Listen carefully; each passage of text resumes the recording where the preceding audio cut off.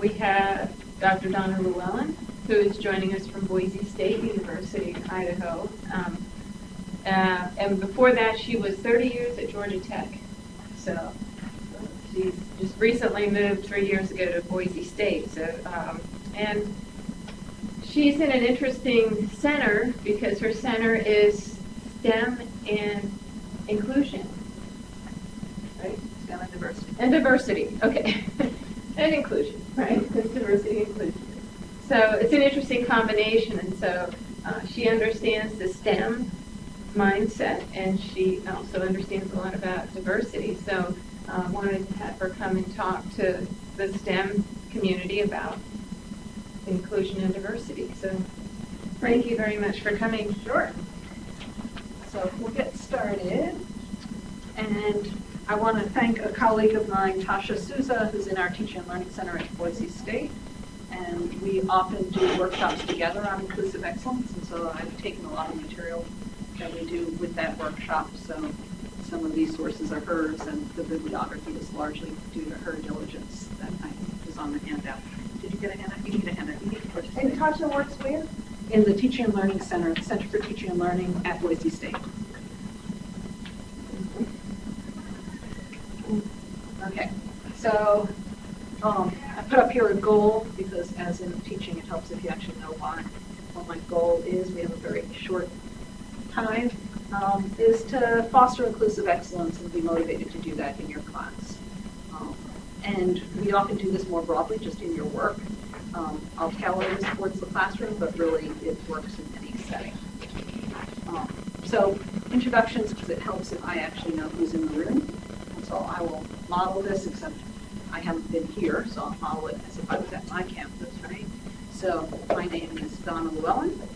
I use the pronouns she, her, hers, and we'll talk about pronouns if you'd like. I work in the Institute for STEM and Diversity Initiatives, and I've been at Boise State in January. It will be 3 years. And so if we could just go around, I call this often the one breath introduction. It's a lot to say actually in one breath, but when we have a lot of people, it's like, I don't want to hear your whole life story, I just want to hear this. So we can get around, and we'll start from the back, because we never start from the back. My name is Mohammed Abikar. I go with his and he, and I work as a learning assistant, which is what I'm doing currently. So probably a half a year now. Great. And what's your, so you're a student? Yes, I'm a And student. what's your major? I'm majoring in biology. Great. Derek Fuzashi, I work in the Whitaker Center and in the chemistry and physics department, and I've been at MSU for just over 5 years. I'm Vicki Holmes, and I am the coordinator for STEM, for Student Support Services, our TRIO program. And I've been at Florida Gulf Coast University 17 and a half years. Oh, go Vicki. A university that's only been around for 20, that's Yep. a long Yeah. time. I'm Alexandra Pipitone. I'm the Director for Student Support Services STEM or TRIO program, and I have been here since June. Essence Lead, I'm a lab assistant in chemistry. Your name again? Essence Lead, and I'm a lab assistant in chemistry. And how long have you been around? For 2 years. My name is Darcy Pittman. I'm the coordinator in the Office of Multicultural Leadership Development, and I've been working at she, her, her is the preferred pronoun, and I've been working here a little bit over a year. Laura Cross, she, her, Hers. hers. I know, All grammar pronouns, never right? comes back. I'm at the Whitaker Center for STEM Education, and I've been here 5 years. I'm Susie Cole, and I work with the center in the afternoons, and I work in the Dean's Office of the College of Arts and Sciences. And I've been here for 7.5 years. And I'm Kendra Carbino. I work in the Whitaker Center, and I've been here for 8 years. So just a point about the pronouns is not everybody goes by the pronoun that you would think, the way that they present, and that's part of their identity. So giving people the option to tell you what pronouns they would like to use sometimes honors that. Okay, so I had you do a little bit of a free write. I don't know if you got around to it, but talk to the person next to you just for a couple minutes and just compare what you came up with as the characteristics of an inclusive classroom. And that's why I found it. Okay, find a place to pause. And who would like to share?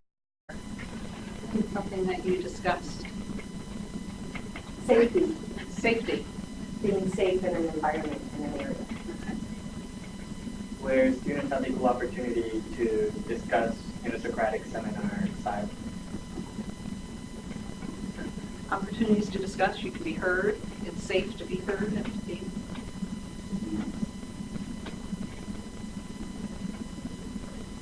Round tables. Round tables. It is more inclusive than these roads. Okay. Using language and terminology that all can that everybody can understand. I was talking to someone earlier today about how the vocabulary in STEM classes often acts as a barrier before the students ever get to the concepts. So, some of the things from the literature is people feel respected, okay? They belong, and as you said, safe, and encouraged to make unique contributions, so there is an opportunity, everybody has access. Okay. So, hopefully from this workshop, you'll have an opportunity to, we'll talk about some of the challenges, because it helps to know what are the challenges to having an inclusive classroom. Recognize some of the complexities, but also apply some strategies. So we'll end with some strategies that are good across most types of classrooms or settings. Some caveats. We only have an hour. I can't help you solve all of the world's problems. I'm also an outsider here, right? And so when I do this on my own campus, I can speak from experience of what goes on that campus, especially when I was at Georgia Tech for 30 years when I had seen everything go on.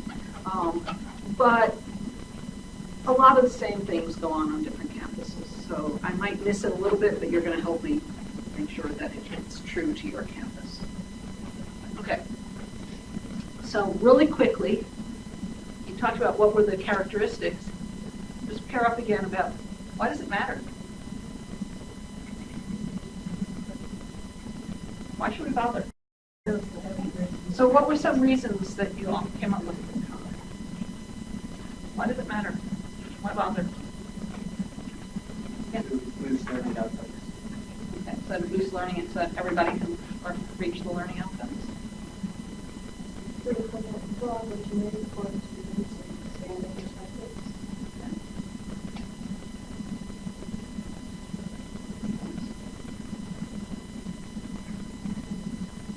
I think also for the classroom to keep up with the changing world outside of the classroom. Well, different societies, different expectations are different.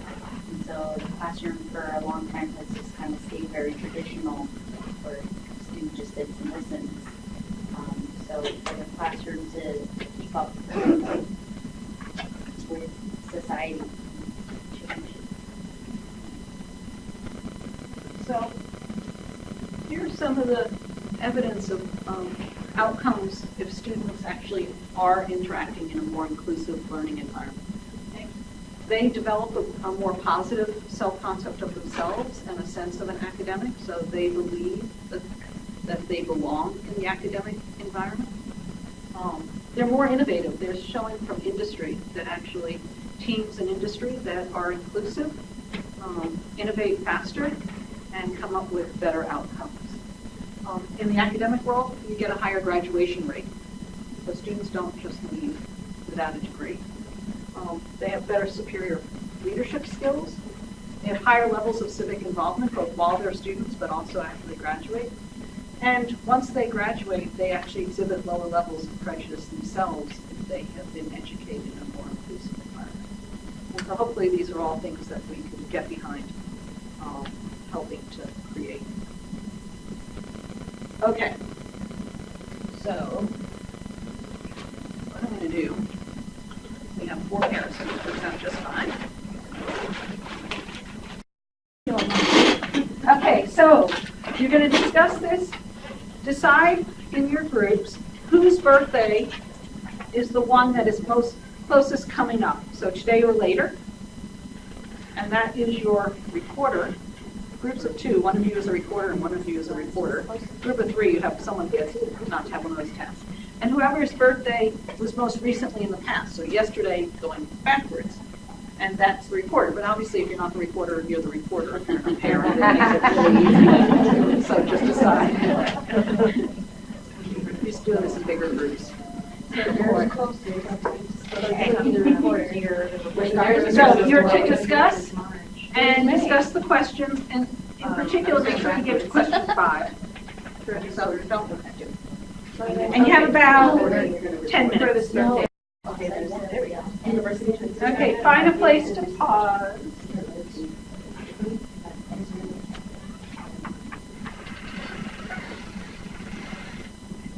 So all of the scenarios are on the back of your sheet, so you know what the scenarios were that everybody else had. And so we're going to go around and hear from the different groups. So we'll start with group 1. So first, tell us. I actually have a slide. So we had the cultural variation scenario. Okay. So basically there was, your professor and you assigned a literature review, and we found out that some students had reviews that were very similar to each other. So that's what we would do, and they are first semester international students. So the issues that were raised were, they could possibly be plagiarism. Maybe because they're international students, maybe culturally they had similar beliefs on the issue, or they were just supporting each other because they kind of just knew each other, and those were the only people that knew at this point. Preventive measures, since there wasn't much instruction given, we assumed that the juniors and seniors knew what they were doing, maybe be more clear and distinct on what we wanted and expected from an assignment, or making sure that there are no assumptions that everyone understands the assignment just because they're upperclassmen.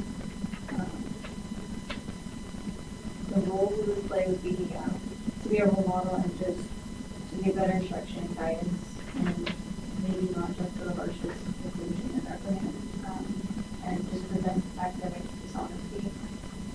For campus resources, we would probably direct them to the Learning Center, the Center for Academic Achievement, international services, and trying to direct them to the international arts so they need more international students, and maybe talk to the head of the department as the professor is kind of have a about one-on-one with faculty, and probably reacting to the situation, probably just have a conversation with each student to know how exactly this happened, because we figured this out, and just to hear what they had to say about it, and then based on that, direct them to the CAA or to whatever other organization if it was academic.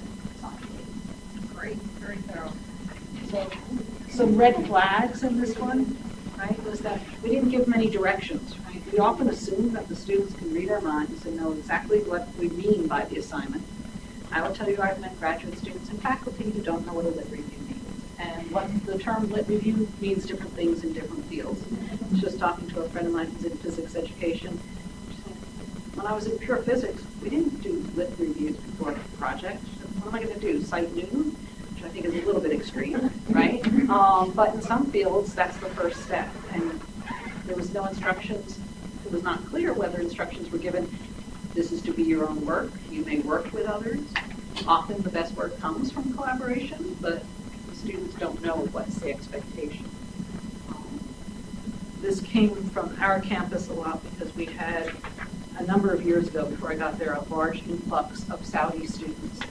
And there was a lot of discrimination going on campus, so presuming that there were issues. And there's been studies that have shown that given a wide distribution of students, that international students are called in for academic dishonesty at a higher rate than domestic students for the same supposed infraction.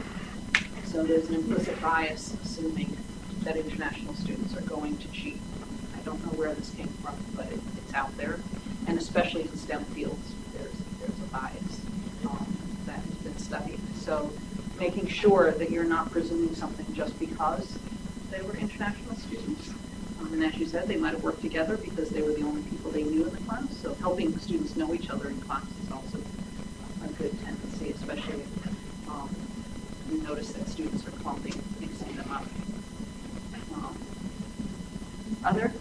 Anybody have any other insights on this one? You all did a great job. Treating things as a learning opportunity, and I always try to say, what can the students learn from this rather than going to the punitive? There are times where it's blatant, and you do actually need to call someone up on academic dishonesty, but jumping there is often a rash step. Number 2, the blue team. Then to read the scenario. Yeah, I'll let people know what the scenario is. After sharing an example in class, a black student asks you why he never hears a black biologist or scientist in the science classes at Florida Gulf Coast. He's wondering why he never sees himself represented in the leaders of the science disciplines in which he's interested in. And we discussed that the issues were lack of representation, role models, and that perhaps the student is questioning the teaching practices or the textbook or the syllabus. The preventative measures. Jay Webb said look at SNMA to be sure you have materials. Oh, What's SNMA? well, if you're looking in the medical field or science, there's it's the Student National Medical Association, which is for students of color and women. So there may be but there might be a similar organization relative to biologists and science. Look for materials, I guess was part of that. I was thinking that, any positive things to build on here, that the faculty member, that I would try to do some homework before responding. What goals for responding? Provide some resources for the students, and you could easily do this on Canvas and the learning management system. And make sure that, if you're going to do the homework, do it for all the class, not just the black biologists, other various groups as well.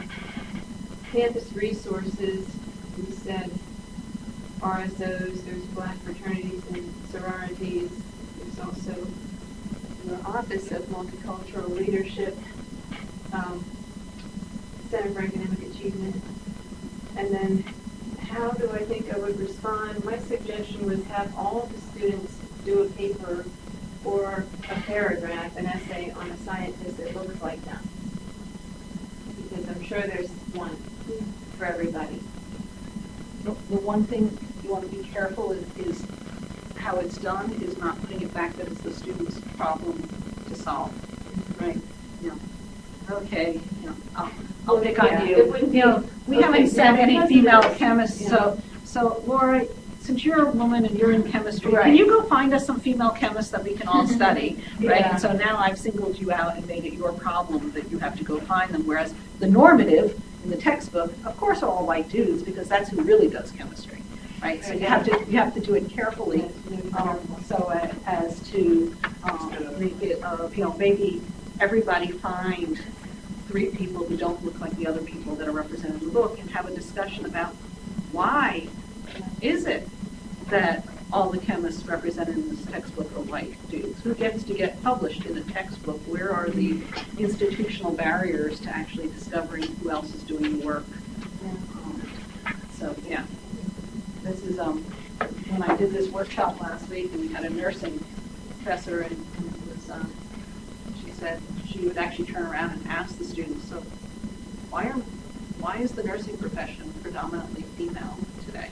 What has led to that discrepancy, and what structures are keeping that in place? And so, admit that there are structures and talk about them. Any other on this one? This is a really common one in certain fields. Computer science, you walk in and it's not only who's being represented, but how it's being represented is a very male field in many places. They did a study that found the department admitted more female students when they just changed the decor in the department office. And stopped having it all be competitive video games and snack food and stuff and started putting up some art and making it feel like it's a place where the women actually wanted to walk into the room, they actually got more applicants. So paying attention to our surroundings as well as what we present to the students.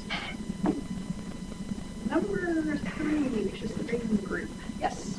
We had the classroom climate scenario. So during the discussion of the current news event, accelerate climate change, healthcare reform, the relates to material we were teaching in class, a heated argument arose among students. Afterwards, while we think that getting students talking to each other can be a good thing, we also think that most of the class was simply reacting to one another, and that a lot of what they said reflected stereotypes or other kinds of misinformation. We have concerns that the voices of some students in the class may have been shut down by the discussion, and misinformation was used. So some of the issues that we raised was that there is a diversity of conflicting student opinions, which is a bad diversity in the case that conflicting opinions can't gain any results. And we also said that it will produce less learning since they are arguing about each other rather than arguing about the topic. So some preventative measures we put down is that the professor or the facilitator should see like the first signs of an ad hominem coming up, or more of a student conflicting with another student, not based on learning material, but based on themselves or their identity. And a positive thing that we could get out of it is that they're at least talking. They aren't at full silence. So some goals we thought that we could respond is to remain factual in a more biased situation, such as climate change. In order, if we remain factual and not in our confirmation bias state, we don't just get opinions, but we also get facts which elicit those opinions. And our role is to really be more of a manager, but yet a member of the debate or of the collaboration, since we want to facilitate it. We don't want any conflicting opinions to arise, but we also want to put in our opinion or our facts of the opinion. So some campus resources we went in through were colleagues, the diversity branch within the university, and STEM program managers for the factual information about climate change. And we'll probably respond by being interruptive of the conflict in order to sort it out or try to not get out of topic and try to remain within the topic. And we didn't have time to review the other things. Very good. So in the moment, the interrupting of asking people to, can you provide evidence for that statement? Right? You've just said, well, there's no evidence of such and such. Where are you getting that information? Can you bring your facts to bear? That science would require evidence and argumentation, not opinion. And so getting them back. The interesting thing is what happens after the fact, right? So you've walked out of class, for those of you who teach.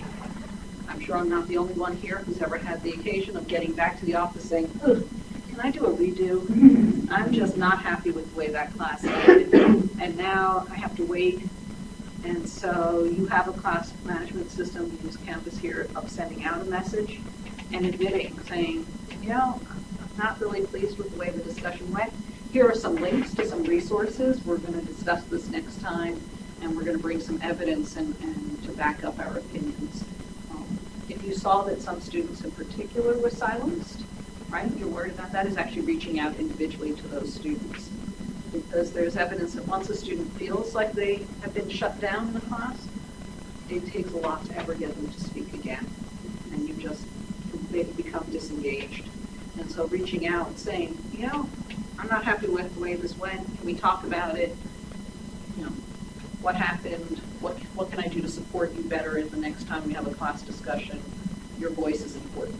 It goes a long way to keeping that student engaged. But today, I don't know about here, but I'm guessing it's not that different from where I am, even if it is across the country. But these discussions have become more polarizing than ever before. We have a lot of refugee students in Boise and a fair number of DACA students. And when things come down from Washington that make students feel less valued, then their opinions in class get shut down as well. And debate becomes uncivil. And so as a faculty member, what I often say is we own the climate of our classroom, and that's our responsibility to control. And we we don't take that responsibility, that's unethical. And so we get to control what happens within the classroom or within the lab. And often we forget, you're a lab assistant, right?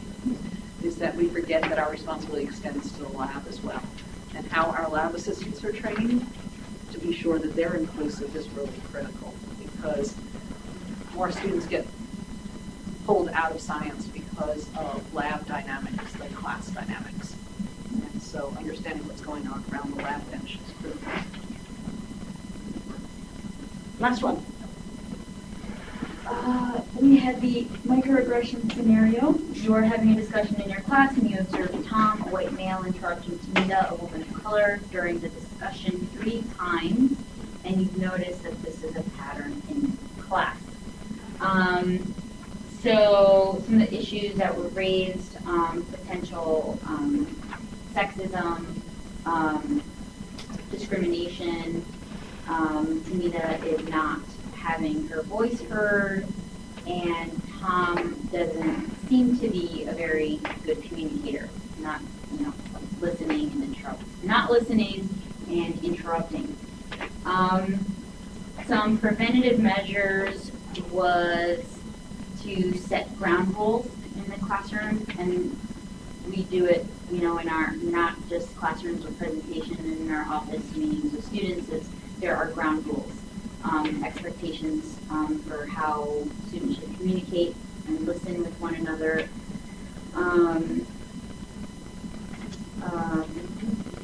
As a teacher, I'll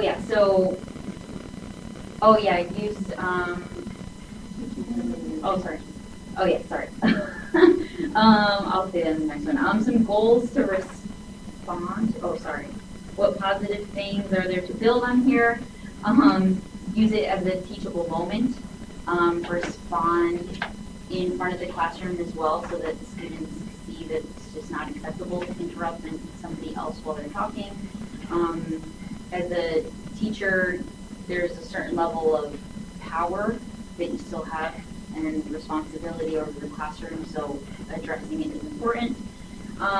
Goals in responding to it, to remain positive, and to remain unbiased. That I recognize as a woman of color, that would enrage me if I saw it. So remaining unbiased is important. And again, as an educator, use it as a teachable moment. And ultimately, the goal is so that there are no more interruptions in general, and for Tom to not do that as well. And also for Tanita to feel that she has a voice and that she belongs in the classroom. Campus resources, because there's a pattern. I mean, we kind of looked at it as both extremes, like maybe the Title IX office or the Ombuds office. Also, even different academic resources to kind of teach communication, active listening skills, doing in-class activities, things like that. How do we respond to the situation? By addressing it as it's happening. Just tell Tom, please listen, and also making sure to reach out to Tanita to make sure that she is okay, that she's not feeling offended or silenced, and encouraging her to continue to provide her opinion in the classroom. Very good. And this occurs outside the classroom setting also. I think many of us have probably had this situation happen. And the setting the ground rules is great, because if you can get the class to agree to certain ground rules, and I call them class values, is then later it's like, okay, you're not criticizing Tom for being Tom, you're saying, Tom, we agreed on these class values, and one of our values is respecting other people's opinions and listening. So can we please go back to sharing this value? And so that it removes, the person doesn't get as defensive if it's, we agreed to these, and so we're all going to go by these. We had good reasons, let's discuss. Do we remember why we agreed on this? And so then it's a lesson for everybody. I belong to a leadership team that interrupted each other on a regular basis, and we had a coach come in who was a new provost team, and the coach at the end of the retreat said, "You guys just interrupt each other right and left. And that has got to stop if you want to work well together. And so the provost chief of staff started without our knowing it. Well, she told us after, she said, I'm just going to keep track of everybody who's interrupting. And at our next meeting, she turned to the provost and she said, Raphael, you interrupted 22 times in the last hour. That's not acceptable. And I'm like, yes. And you know what? It got better. Is that if someone went to interrupt, I was trying to say something at a meeting, and finally he turned to the dean of computing and said, Speed, quiet! Donna's been trying to say something. It's like, wow, now I have to remember what it was that I was trying to say. So it makes a difference. Okay, I'm going to move on to this discussion about positionality. Right? Is that we all have our own lens, even if we don't think that we do. Right? And so we see things through our own lens. That is just human nature. And so, you can see if you have a horn and you see everything as a horn, right? And it's sort of, so the question is how that impacts how we deal with people, and in the classroom, how we teach, right? And so some of the examples of ways that our position privileges what we do, right, is what materials we choose, right? Who do we have, what authors, if we're having the students read, what books we choose, what examples. I just had in my field, there's something called the matching problem, combinatorics, and it's often discussed as the marriage problem, right? And he said, can we come up with some example that is just not heteronormal dual couples, right? Is there so many assumptions built into this that maybe it's excluding some of the students? Every physics example in intro physics when I took it was about some kind of, there are other parabolas other than armory and ballistics. And it's like, if I don't want to learn about ballistics, then I shut down in that discussion. And so when we think about what kind of examples, visuals, representations, the elevator's going, is it always nuclear families? Is it always a certain ethnicity in the pictures? What kind of language we use? Right? We might think we're being funny, it might be offensive. If we have English learners in the classroom, a lot of times slang and idioms, just, you have to unpack them, otherwise you're excluding them, they don't feel like they should be listening to you. What types of pedagogical choices? And so, are people more communal and interdependent, or are people used to doing things on their own? And what is your background, and how do you expect your students to work? What types of communication style, of how direct you are, of how personal you are? I once had a student tell me, well, I know that faculty are human because I see them in the cafeteria eating sometimes. But that's the only sign that I know that they actually are human, right? Because they would never talk about their own personal life. And so I remember when I had my daughter, she's now an adult, but I came into work and realized that, I had something on my shoulder. I don't know what it was, right? It's like, well, oh well. It's like, that's what happened right before I left the house that morning, and you're going to get me as I am, as a mother. And then, any kind of unconscious bias that we have. And so our prior dean of engineering was a woman, said that she realized she had an unconscious bias that women who wore really impractical shoes, high heels and things, couldn't possibly be serious about studying engineering.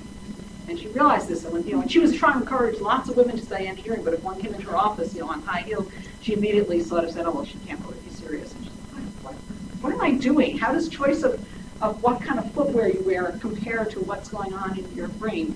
Right? There's lots of unconscious bias of, oh, you're an athlete. Well, then you're here just for the sports. Well, no, they're in university, they're studying. Why do we have that bias? So these things all creep in. So we have, you have a place, and we'll do it for like 3 minutes because we don't have that much time, maybe 1 minute, is jot down some ideas on it's on the white handout that you have, about how your, and you don't have to do all of them, right, but think about how your positionality might impact what you're doing in the classroom.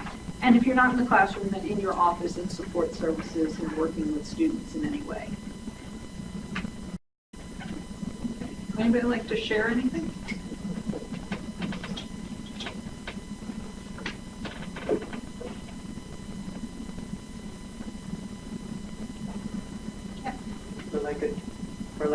materials I'd feel rather than, say it's a chemistry problem. Say it's a similar chemistry problem, it could be answered two ways, but say I prefer to use Boyce's law rather than Charles' law. Then that creates that distinction of like, oh, I'm not using this person scientist's law. And a lot of students think it's really about the name rather than the methodology if they're beginner students in it. Yeah, so one of the issues in science is a lot of the laws that we teach are named after dead white guys. And so it sends a message of whose name is associated. So teaching it as of what the law is about before they learn the name helps. Something I've noticed since I've been here is because there are so many Hispanics, we tend to switch into Spanish sometimes.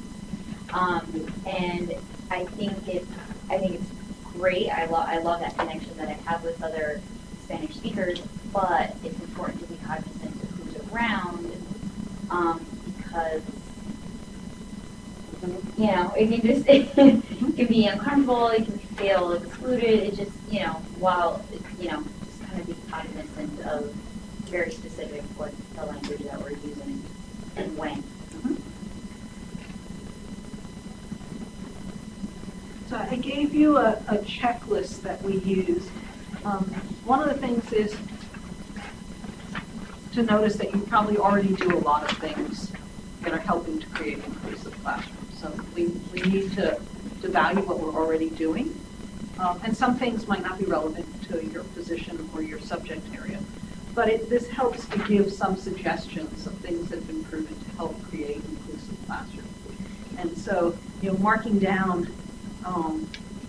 what you already do, what you'd like to try, what you sort of do, but you don't really thoroughly, explicitly do it, and to really look at those especially, the ones that, I sort of do this, but I recognize I should be doing it more thoroughly, and it's a good place to start. Is not something that's completely foreign.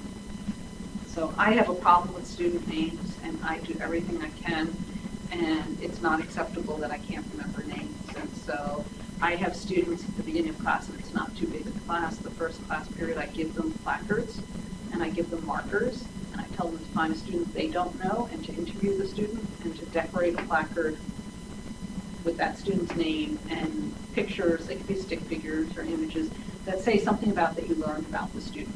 So a lot of times they'll draw where their person is from, or where they last lived, or their pet, or what sport they participate in, or a flag, and then they introduce, not themselves, but the student that they interviewed. But for the rest of the term, that placard is used so that then I can not only remember the student's name, but I remember something that they chose to tell the person that was interviewed, so it was important to them. So I remember who's a gymnast and who's a rock climber and other things. So there are ways to help crutches if you're bad at some things, because it's really not acceptable not to know the student's name. So I think if you're teaching 200 students, it's probably acceptable, but probably still not a good idea. So that's an example of okay, I want to be mindful of time.